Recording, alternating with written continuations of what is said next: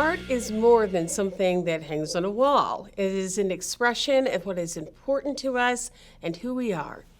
A special exhibit at MARN, Milwaukee Artist Resource Network, in the 3rd Ward, offers a glimpse into the past and the present.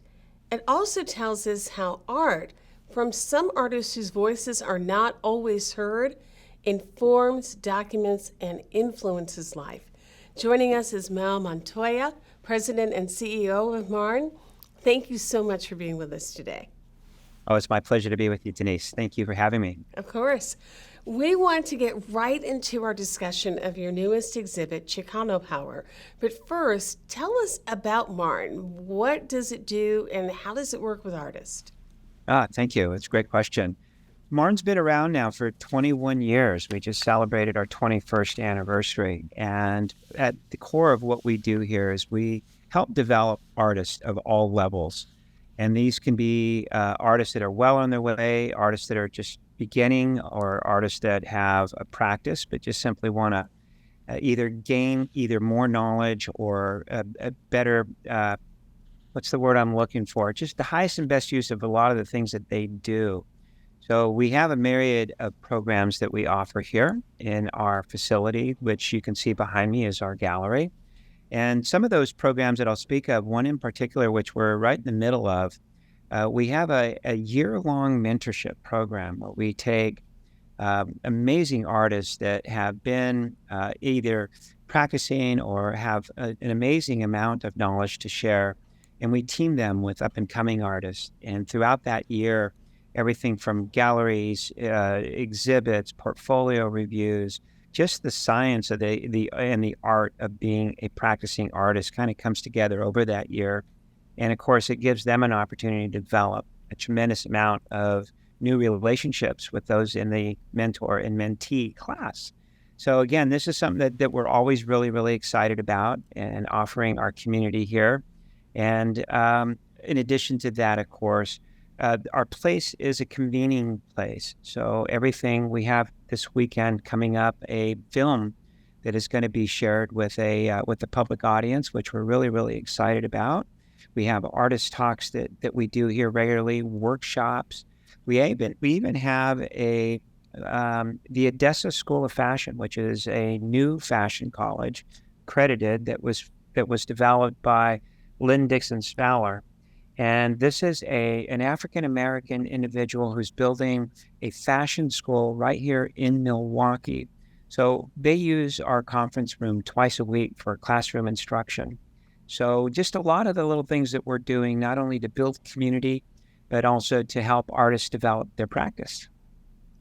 There is a lot going on at MARN, but we want to talk specifically today a bit more about your newest exhibit, Chicano Power.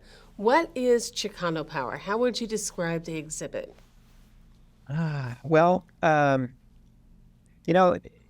It's interesting because, just like the Milwaukee Artist Resource Network is, we really are a resource network, and a lot of the things that we do as that network, which helps to expand opportunities, of course, for the artists that come in here into our facility, either as a member or as a general public. And the Chicano Power is very similar in that it is just that. It's an opportunity to show a really amazing and resilient member of our community, give them the opportunity to share their stories. And of course, their stories are being told through this amazing work that you can see behind me.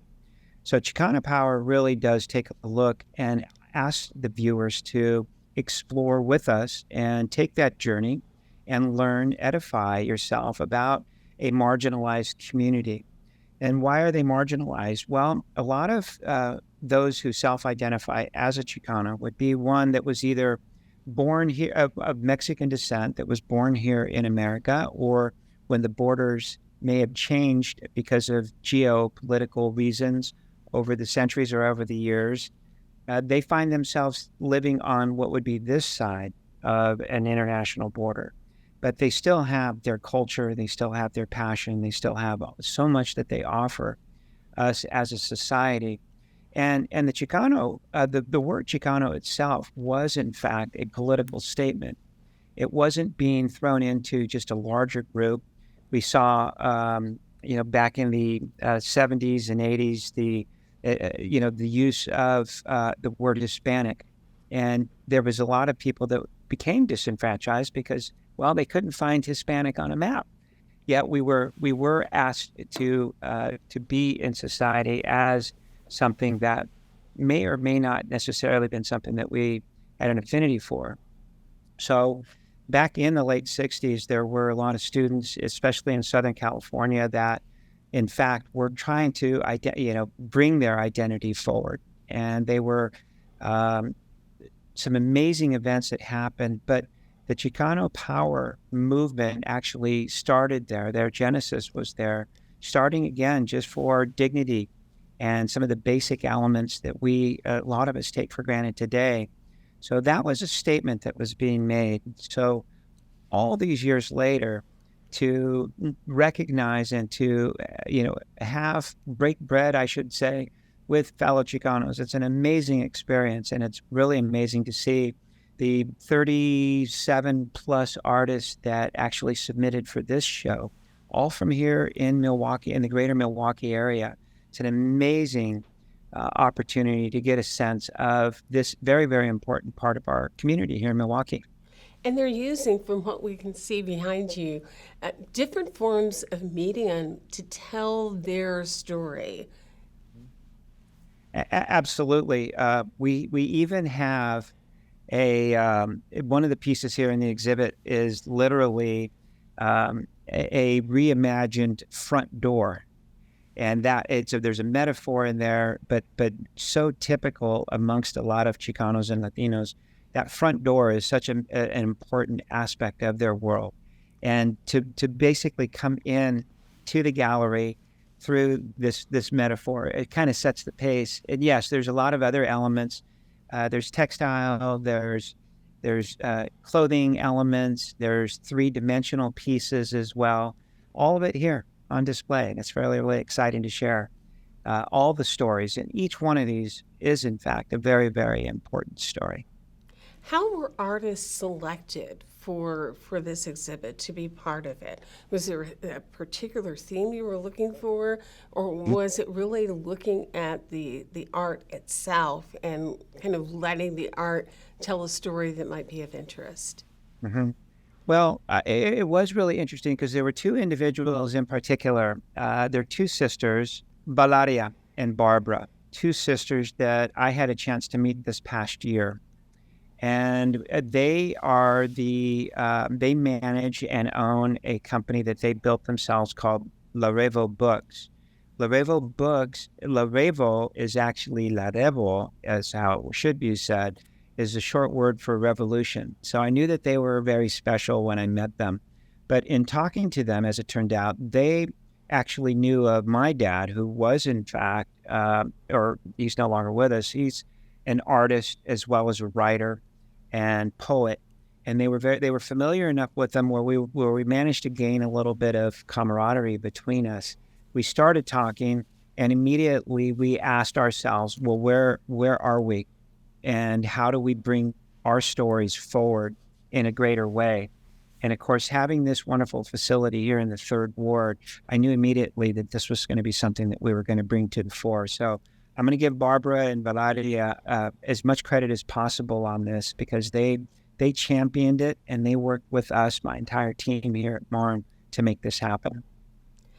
Let's talk a little bit about your dad. He is an extraordinary, well-known artist and activist, Jose Montoya. And he's not from Milwaukee, but his art from the 60s did so much to convey what people were thinking and feeling at that time. Tell us a little bit about his story and about how he used art as a form of real communication. Well, it goes back to some of the stories that my dad shared with us of his early childhood, remembering his mother. So my dad's family, they were migrant farm workers. And as such, sometimes they found themselves as young kids waiting at the side of a field or in the field, working side by their parents. But My dad credited his mother. My grandmother, Lucy, actually used soil from the fields, mixed with a little bit of water, and created little clay elements that could be part of that storytelling, or little stories that were literally placed as almost wallpaper, but the stories that were being told really, really hit my dad and his brothers in a manner that they understood that this was their story, history. And my dad realized that his mom was telling them the story of their family and their plight and dreams and things that have gain on that imagination. So understanding the power of literally taking earth, adding water, creating a new element that could be formed into something that never left my dad. And so he credits his mom with inspiring him to be an artist. And of course, my dad went on. He served in the Navy, and after he got out of the Navy, he, under the GI Bill, was able to go to school. And of course, he went to art school, and he was accepted at the California College of Arts and Crafts in the Bay Area, there in Northern California. But coming out of that, he never lost touch with the importance of the storytelling. So not only as an orator, as a writer, but also as an amazing painter, muralist. And it just so happened that there was a period in the 60s where a lot of the work that my dad was doing was actually, it caught the eye of somebody who was actually a very well-known civil rights activist and was working for farm workers, and that would be Cesar Chavez. Cesar Chavez and his partner, Dolores Huerta, who were actually very close family friends of ours, saw the power of using art to communicate. And the posters that were hand printed, a lot of them in our garage, were done by an art collective that my dad had put together to help tell the stories and help bring people together, inform, educate, and obviously, every form of communication, as you can imagine, singing. They were great musicians, all those wonderful things. But that connection with Cesar was very important. My dad, in addition to doing that, also helped organize the campaign of Bobby Kennedy, Robert Kennedy, I should say, who was running for president in the late 60s.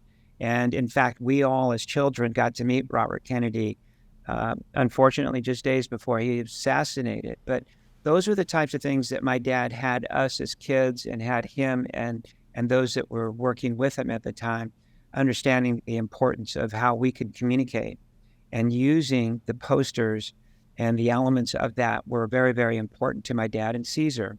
So it was through that period of time that a lot of the protests, a lot of the peaceful protests, I should say, of the late 60s and early 70s, a lot of the messaging that needed to happen was conveyed through these amazing posters. And by the way, a lot of those posters to this day are on display in the Smithsonian. So they were historical, even though we didn't realize it at the time. But that was where my dad was at that moment in time. He managed to understand that as a collective, as artists, as Chicanos, that they had an important role to play. And it was the storytelling through their art that managed to catch the eye of Cesar, as I said, and the rest is history. Well, we see some of that art as social movement and social justice at the Chicano Power exhibit. Yeah, without a doubt. So we were very, very fortunate to get a couple of pieces. I to this day, I get choked up thinking about it. But yeah, as a matter of fact, the piece right behind me is a piece that my dad did in the mid 70s. It was another one of his unbelievable ventures into demystifying the role of the Pachuco, or the Zoot Suiter, who was much maligned, as you can imagine, primarily because they were of Mexican-American descent. But the Zoot Suiters used their clothing as artistic expression, and they went to great lengths to create the most amazing clothing. The Zoot suits, I'm sure a lot of you are familiar with that, were in fact a very, very important part of that world, yet they were much aligned. So my dad did a show in the mid-'70s that really went to dispel that whole notion of who the Pachucos were or the Zoot Suiters were. And so I actually have one of the prints from that show that he personally embellished. So that's behind me. And I don't know if you can catch, but there's also another photograph behind me of my dad with Caesar. And there's a little, we call them armbands, and it's actually dated 1972. And that particular piece was an armband that my dad actually wore during some of the protests that were happening at the time. Mal, thank you so much for sharing just a little bit of the exhibit with us. I think people are going to find it absolutely fascinating. Thank you so much for joining us, and all the best on the exhibit. My pleasure, and thank you. And I invite Milwaukee to come in and get a little bit of their own Chicano Power. Well, the Chicano Power exhibit runs through October 22nd at MARN. For more information about the exhibit or any of MARN's other programs, go to their website, marnarts.org.